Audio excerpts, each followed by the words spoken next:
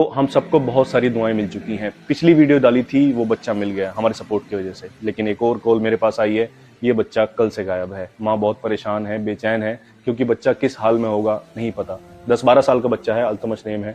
मेरी सिटी के पास में जो सिटी है रामपुर, वहाँ के पास एक विलेज है अजीतपुर, वहाँ का ये बच्चा है। तो प्लीज़ आसपास के एरिया वाले लोग, या फिर इस वीडियो को बहुत सारा आप शेयर करेंगे जैसे लास्ट टाइम किया था, क्योंकि वो मिल गया, हमारी रीच अच्छी है, आप सपोर्ट करते हैं, उसके बिना रीच नहीं होगी जब तक आप सपोर्ट नहीं करेंगे। आप इसको इतना शेयर कर दीजिए कि ये मिल जाए।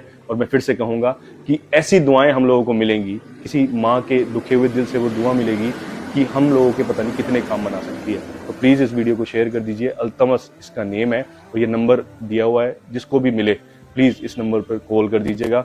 ये बहुत बड़ा एहसान होगा उनके घर वालों पर। दुनिया के सब यजीद इसी गम में मर गए। 2 लाइन बोलूंगा लेकिन इतनी गहरी हैं कि आपको सुनकर ना जिसने भी लिखी है उस शायर को गले लगाने का मन करेगा। और जिसको समझ आए बताकर जरूर जाइएगा कि दुनिया के सब यजीद इसी गम में मर गए। सर मिल गया हुसैन का, बैत नहीं मिली। जिंदा रहेगा।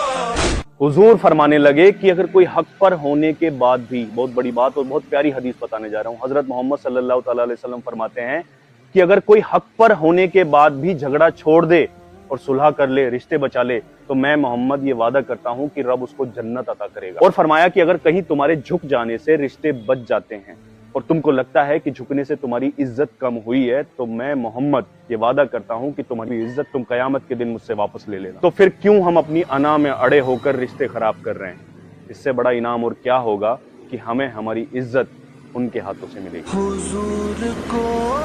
मेरी इन दोनों मुट्ठियों में हम सबके बहुत सारे सवालों के जवाब बंद हैं। बहुत बड़ा वहम मैं आज दूर करने के लिए जा रहा हूँ। बात को पूरी सुनकर जाइएगा, इतनी अच्छी, इतनी पसंद आएगी आपको। मैं दावे के साथ कहता हूँ कि आप शेयर करने पे मजबूर हो जाओगे।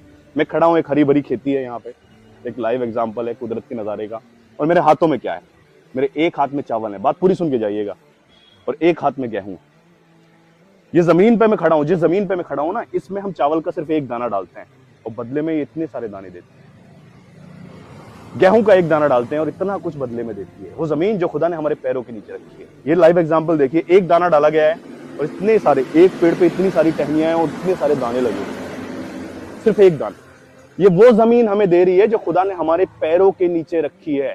तो सोचिए, जमीन को बनाने वाला रब, इस जमीन को हमारे पैरों के नीचे रखने वाला रब, वो हमें कितना बदला देगा अगर उसको देंगे। उसको देंगे मतलब उसके जरूरतमंद बंदों को देंगे, किसी गरीब की मदद कर देंगे, किसी परेशान की परेशानी में काम आ जाएंगे, किसी बीमार का सहारा बन जाएंगे, किसी गरीब की बेटी की शादी करा देंगे, किसी भूखे को खाना खिला देंगे। तो सोचिए वो रब हमें कितना देगा। सिर्फ हमारी दौलतें हमें वापस नहीं करेगा, इज्जतें, शोहरतें भी देगा।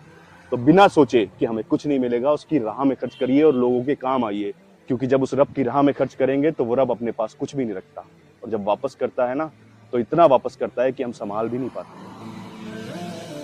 रसूल पाक सल्लल्लाहु अलैहि वसल्लम ने इरशाद फरमाया कि अगर एक सींग वाली बकरी ने बिना सींग वाली बकरी को मारा होगा ना, लोग जुल्म कैसे करते हैं पता है? एक स्टोरी है कि मतलब एक नौकर था उनके घर का। अब किसी बड़े अमीर के घर में चोरी हुई तो सबसे पहला शक नौकर पे जाता है, ये गरीब है, इसी ने चुराए होंगे। लोग मतलब ऐसे ऐसे तोहमतें लगाने लगे, यहां तक कि पुलिस स्टेशन में उसकी FIR करा दी, पैसे देकर उसको इतना पिटवाया गया। वो गरीब था, मजलूम था ना, सोचते हैं लोग उसका कोई नहीं होता।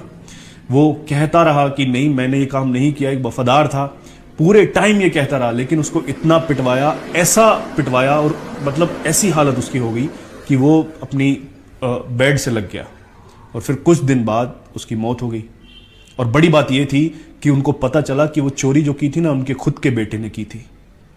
कैसे जुल्म करते हैं ना लोग। उसके बाद जब वो दुनिया से चला गया ना और उसका जनाजा पड़ा हुआ था, तब उसके कानों में जाकर माफिया मांगते हैं। लोग सोचते हैं कि अदालतें जो है ना ऐसे ही खरीदी जा सकती हैं, जैसे कि यहाँ पे पैसे देके दुनिया में खरीदी जाती हैं। ऐसा नहीं होता, वहाँ पे भी अदालत लगनी है। ऐसी अदालतें जिनमें रिश्वतें नहीं चलती। हुजूर ने फरमाया कि अगर बिना सींग वाली बकरी को एक सींग वाली बकरी ने मारा होगा ना, उससे भी हिसाब लिया जाएगा क्यों मारा था। तो लोग ये जुल्म करके, मजलूमों को सताकर, किसी का घर उजाड़ कर ये सोच लेते हैं ना कि अमर रहेंगे, तो ये बहुत बड़ी गलतफहमी है। क्योंकि एक ऐसी अदालत में जाना है जहां हर एक चीज़ का हिसाब होगा।